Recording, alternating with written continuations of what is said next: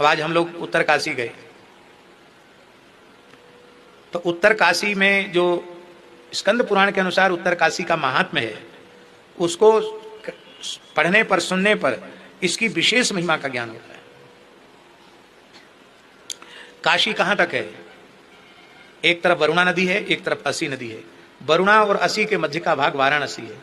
यहां असी नदी है, पहले हम लोग फिर आगे चलकर वरुणा नदी है, उसके मध्य का भाग वाराणसी है। मूल काशी उत्तर काशी ही है। इसको सौम्य काशी भी कहते हैं। परशुराम जी ने क्षत्रियों का जो संहार किया था, दुष्टों का संहार किया था, उसके बाद उनके मस्तक में इतना आवेश हो गया था कि वो आवेश उतर ही नहीं रहा था।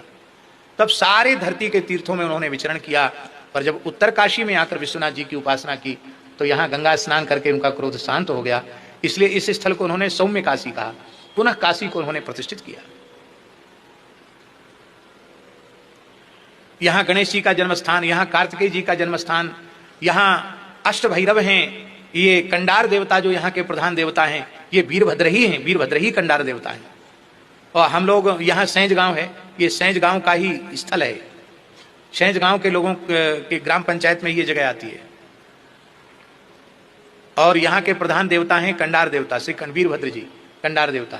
और वो कंडार देवता ने ही कृपा करके भगवत सेवा, गौ सेवा, सनातन धर्म की सेवा के लिए ये भूमि प्रदान की है।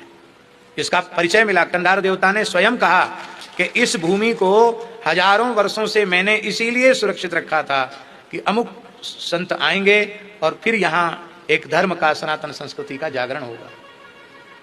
श्री ठाकुर जी ने चाहा तो 14 तारीख को यहाँ जो एक भंडारा है, उस दिन कथा की पूर्णता है, तो उस दिन हम चाहेंगे कि सैंज गांव के लोग भी यहीं सब प्रसाद ग्रहण करें और श्री कंडार देवता की भी डोली यहाँ आवे, उनका हम लोग दर्शन करें। क्यों? उनका ही ये स्थल है, उनका हम लोग दर्शन करें।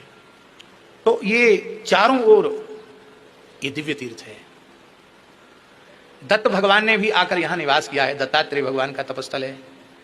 और महाराज जी पुराणों में लिखा है कि जब बहुत अधिक धर्म का ह्रास हो जाएगा, अत्याचार बढ़ जाएगा, तब काशी भी सुरक्षित नहीं रह जाएगी, काशीपुरी, तब भगवान विश्वनाथ संपूर्ण ऐश्वर्य के सहित यहीं विराजेंगे। इसलिए आदि काशी भी यही है और सदा सर्वदा काशी के रूप में रहने वाली भी यही है।